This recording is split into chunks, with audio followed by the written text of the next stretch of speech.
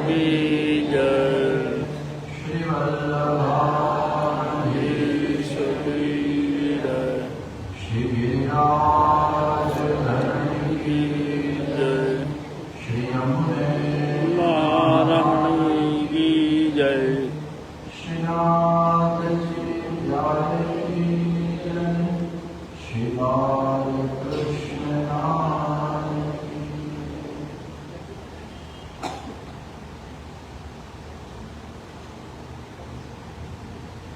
श्रीन्द्रवदन भाई कोकिलाबेन परिवाરના મનોરથ સ્વરૂપે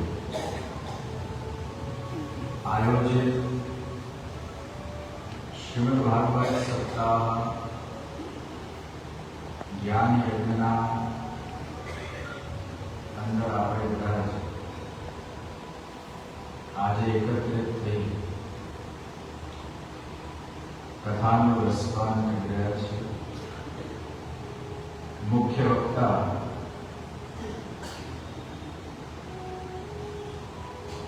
શ્રી નયનભાઈ જોશી, જેઓ હંમેશા ખૂબ જ ઉત્સાહપૂર્વક, ભાવપૂર્વક, પ્રેમપૂર્વક ભગવાન શ્રી કૃષ્ણની દિવ્ય લીલાઓનું રસપાન એમની કથાઓના માધ્યમથી કરાવતા હોય છે. શાસ્ત્રીજીનું નામ નયન છે. નયન એટલે નેત્ર. આપણા બધાના 3 નેત્ર હોય છે. ત્રીજું નેત્ર એક્ટિવેટ નથી હોતું. 2 આંખના વચ્ચે આજ્ઞા ચક્ર, ત્યાં આપણું ત્રીજું નેત્ર હોય છે. અને એમ કહેવાય છે કે આપણે જે કંઈ પણ લક્ષ્ય નિર્ધાર કરીએ છીએ એ લક્ષ્યને પ્રાપ્ત કરવા માટે ફોકસ, કોન્સન્ટ્રેશન, એ આજ્ઞા ચક્ર એક્ટિવેટ થાય તો જ આપણને પ્રાપ્ત થાય. તો નયનભાઈ એમની એક આંખ એ કર્મકાંડમાં છે, બીજી આંખ એ કથામાં છે, અને એમની ત્રીજી આંખ એ પરમહિત ધામ છે.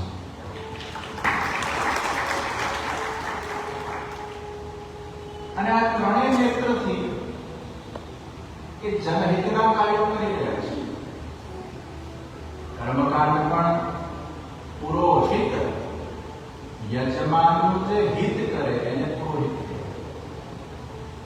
જ્યારે જરૂર પડે છે ત્યારે એ યજમાનના હિતકારી બનીને કર્મકાંડ કરે છે. જ્યારે કોઈ યજમાનનો ભાવ અભિવ્યક્ત કરે, હૃદયના અંદર કૃષ્ણ ભક્તિ જગાડવા માટે, જેમ કહેવામાં આવ્યું પૂર્વાર્ધ અને ઉત્તરાર્ધ, એમ જીવનના ઉત્તરાર્ધને સુધારવા માટે, મૃત્યુ સુધારવા માટે શ્રીમદ ભાગવતનું વિતરણ એ કરી રહ્યા છે. એ પણ જનહિતનું કાર્ય છે. અને ત્રીજા નેત્રની પરમહિત, બહુ સુંદર સંકુલ જે એમને બનાવ્યું છે, અને હજી તો બની રહ્યું છે. અનેક લોકો સુંદર વાતાવરણમાં આપણે લાભાન્વિત થઈ રહ્યા છે. એમના 3 નયન એ આ 3 પ્રકારની સુંદર સેવાના અંદર હંમેશા માટે જોડાયેલા છે, અને પ્રભુની એમના પર ખૂબ ખૂબ વિશેષ કૃપા છે.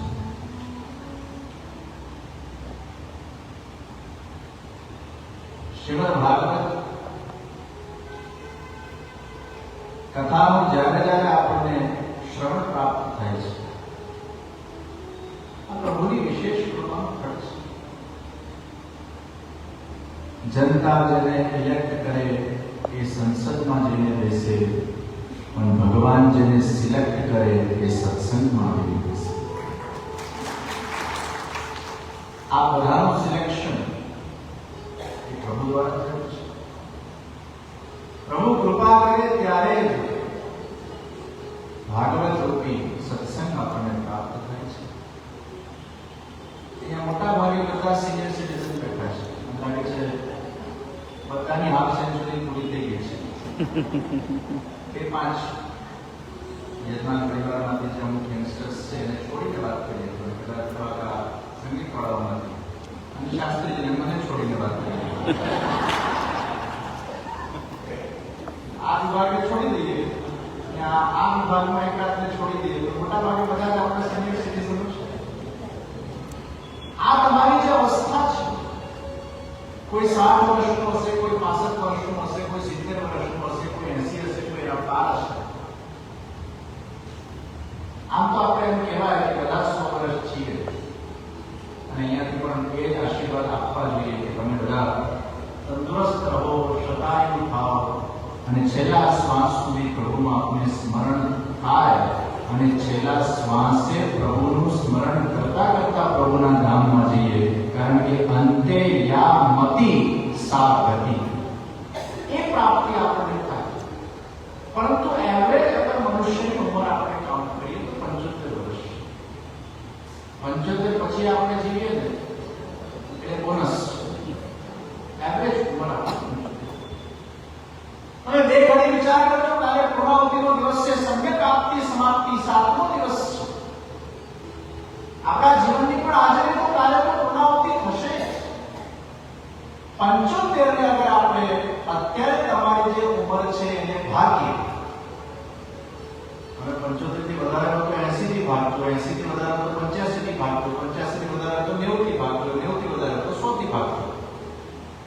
75 થી અગર આપણે ઉંમરને ભાગી કાઢીએ અને તમને જે આંકડો આવશે સામે, એ આંકડો તમને વિરક્તિ જગાડશે કે કોઈ અગર 70 વર્ષનું છે ને એના 75 થઈ અને એના 75 થી ભાગે તો શું મારા હવે 5 વર્ષની જિંદગી જ કદાચ શેષ બાકી રહેવાની છે?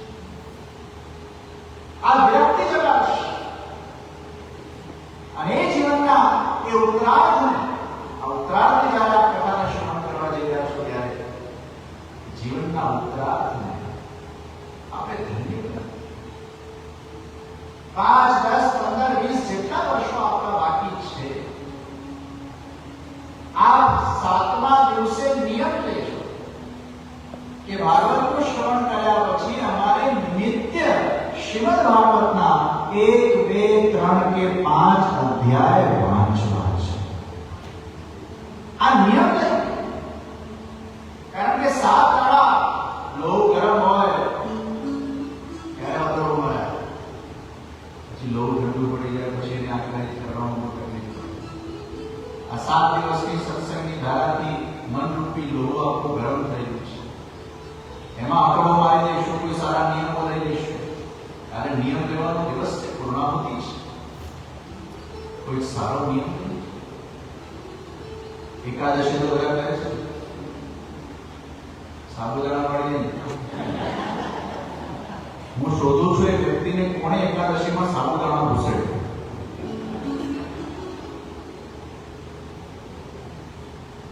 કોઈ એકાદશી ન કરતો હોય તો એકાદશીનો નિયમ લેવો, કોઈ માળા કરવાનો નિયમ લેવો, કોઈ ભાગવત વાંચનનો નિયમ લેવો, 84 વૈષ્ણવના વાર્તા વાંચનનો નિયમ લેવો. કોઈ સારા નિયમ લઈને આપણે છે. રોજ સવાર પડે પ્રભુના દર્શન આપણને થવા જોઈએ. રોજ રાત્રે સુતા પહેલા બધાને માફ કરીએ. કોઈના માટે પણ આપણા મનમાં ઈર્ષા, દ્વેષ, વિકાર, ગ્રજ નહીં રહેવું જોઈએ. આપણે ભગવાનને વિનંતી કરવાની છે, પ્રભુ તો બધાને સુખી રાખજે, બધાને સમૃદ્ધિ આપજે, બધાને સંમતિ આપજે.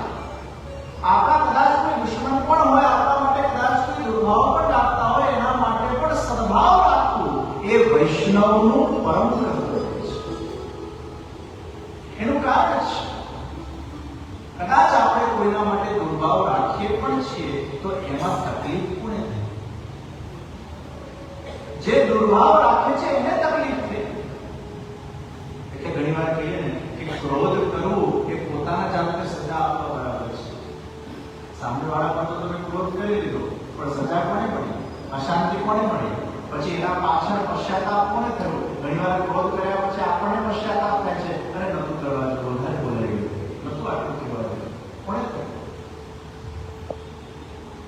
અને અતિશય ક્રોધ કર્યા પછી પણ મન પાછું એમાં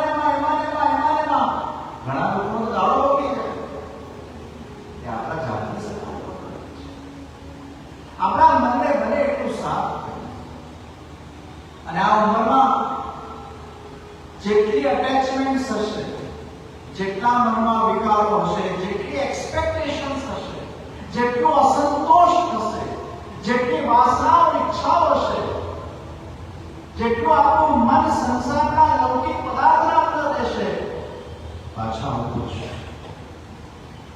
અને પાછા ન આવવું હોય ને તો જે શેષ 5, 7, 10 વર્ષ તમે ભાગ્યા ને એમાંથી જે બચ્યા ને એ વર્ષોનો કેવલ માત્ર હવે ઉપયોગ આત્મકલ્યાણ માટે કરજો, જીવન ઉદ્ધાર માટે કરજો. હવે આ દેહ પાછું નથી જોઈતું એના માટે કરજો. યદ સત્વાન નિવર્તન્તે તદ્ધાત્માનમ મમ. હવે આ પ્રભુધામ એ જ આપણું પરમ લક્ષ્ય.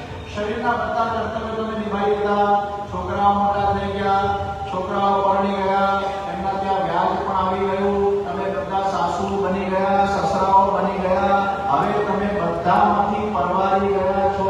વગર કારણની લપમાં પડવા કરતા પ્રભુના જપ કરજો.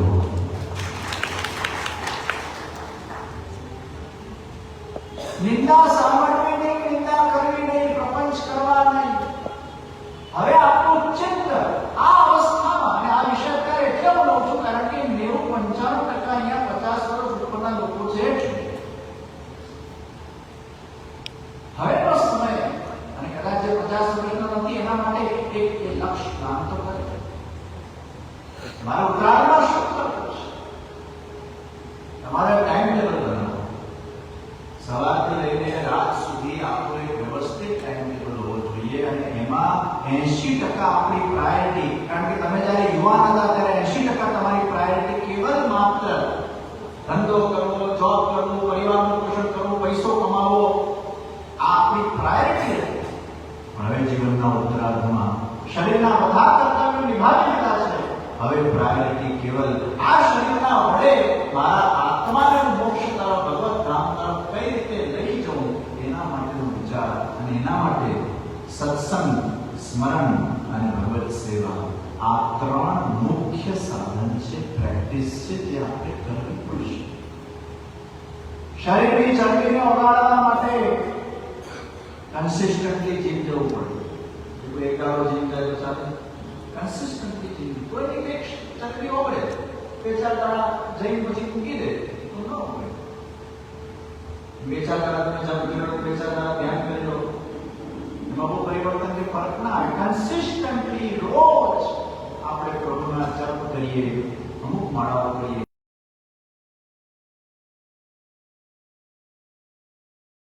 જેમ જેમ જ્ઞાન આપણામાં વધતું જશે, દ્રષ્ટિ આપણી બદલાતી જશે, જીવન આપણું બદલાતું જશે, વિરક્તિ આવતી જશે. ભાગવતકારે જેમ કહ્યું તેમ નિર્વિઘ્નાનામ જ્ઞાન યોગઃ કર્મ યોગસ્તુ કામિનામ ન નિર્વિઘ્નો નાતિ સત્તો ભક્તિ યોગોસ્ય સિદ્ધિતા.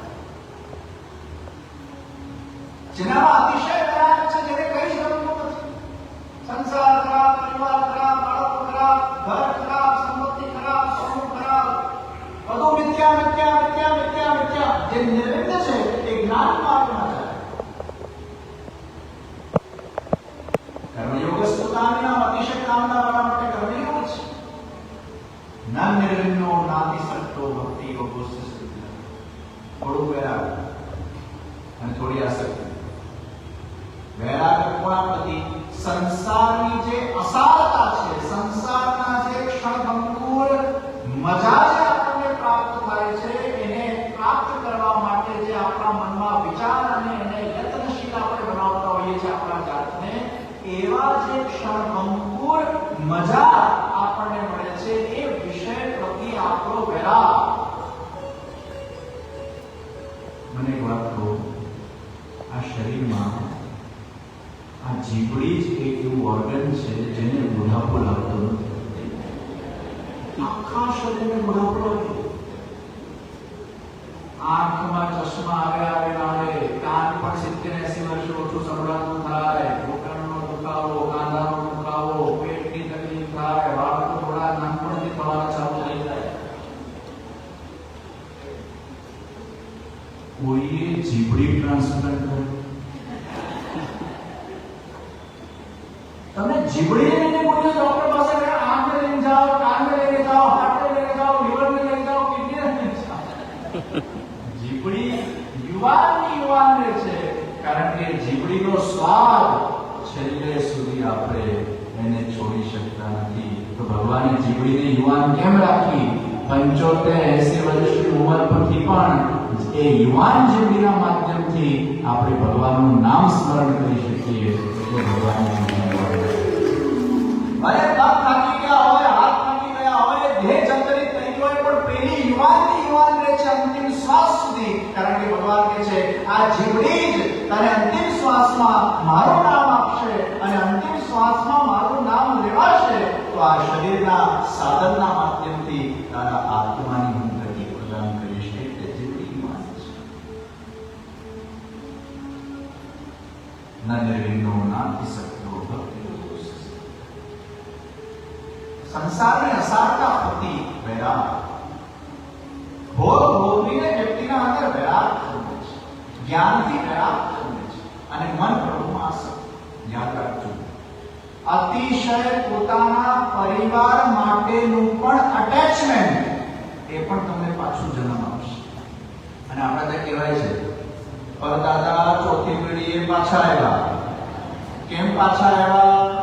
કારણ કે મગર દુકાનમાં હતું, ધંધામાં હતું, પરિવારમાં એટલું બધું અટેચમેન્ટ હતું કે એ વાસના એને પાછી લાવે. એટલે ચોથી પેઢીએ પાછા ખૂબ બધું આપણા ત્યાં આવવાનો કટાક્ષ ગતિ ન મળે પાછા. મને આના વગર નહીં ચાલે. આ જ સૌથી મોટું વ્યસન છે. કેવલ શરાબ, સિગરેટ, તમાકુ, ડ્રગ્સ એનું વ્યસન નથી આ દુનિયામાં. કોઈ વ્યક્તિ વગર પણ મને નહીં ચાલે, વસ્તુ વગર નહીં ચાલે. આ પણ વ્યસન છે. અને એટલે જ પરિવારના કર્તવ્યોને નિભાવતા પરિવાર પ્રત્યે આપણી ડ્યુટીઝને નિભાવતા ભક્તિના માધ્યમથી, ભાગવતના માધ્યમથી, પ્રભુ સ્મરણ સેવાના માધ્યમથી આપણું મન સંસારમાંથી ડિટેચ કરીને પૂર્ણ રીતે પરમાત્માના સ્વરૂપમાં, કથામાં, સ્મરણમાં રંગાઈ જવું જોઈએ. જેમ પેલું કોરું કપડું એ જળના અંદર પધરાવીએ અને સંપૂર્ણ રીતે ભીંજાઈ જાય, એના તંતુના અંદર એ રસ ભરાઈ જાય, તેમ આપણા સમસ્ત 11 ઇન્દ્રિયો, ચિત્ત, અંતઃકરણના અંદર સંપૂર્ણ રીતે ભગવત રસ જ્યારે ભરાઈ જાય છે ત્યારે એ ભીનું થયેલું કપડું ભલે સંસારમાં પણ રહેશે, પણ સંસાર એના અંદર નહીં રહે. એ ભક્તિમય બની ગયું હશે, એ અનાસક્ત બની જાય છે સંસારથી. ત્યારે જઈને એને ભગવત ધામની પ્રાપ્તિ થાય છે. એને પાછું જન્મ લેવું પડતું. વગર કારણે 80 વર્ષના બાએ પાછું ચિંતા કરે દીકરાની દીકરીના લગ્ન ક્યારે થશે, હું કોણ ચિંતા એ થશે, અમે પ્રયાસ કરો, ચિંતા નહીં કરો. ઘણા માજીઓ મને એક જ ચિંતા છે, આનું ઠેકાણું પડી જાય. એ બધી પરણો છે તો પાછી બીજી ચિંતા આવશે, હજી કઈ થયું નથી. એ વળી પાછું મને થશે માનવ પણ હવે એક જ ચિંતા લાગે છે, આ રોગ થઈ ગયો છે કે 80 વર્ષ સુધી એમાંથી મુક્ત જ નહીં થાય. આજે તો કાલે આ સંસારને આપણે છોડીને જવાનું છે. આજે તો કાલે આપણે શ્વાસ મૂકવાના છે. સંસારને 10 વર્ષ વહેલા મૂકી દો તો જ્યારે શ્વાસ મૂકવાનો હોય ત્યારે શ્વાસમાં કેવળ કૃષ્ણનું નામ જોશું. આ શ્રેષ્ઠ અવસ્થા છે. અને ભાગવતનું સત્સંગ આપ સર્વને પ્રાપ્ત થયું છે. આપણા ઉદ્ધાર માટે, કલ્યાણ માટે આ સુંદર સત્સંગ આપ લોકોને પ્રાપ્ત થયું છે. પ્રભુની વિશેષ કૃપા.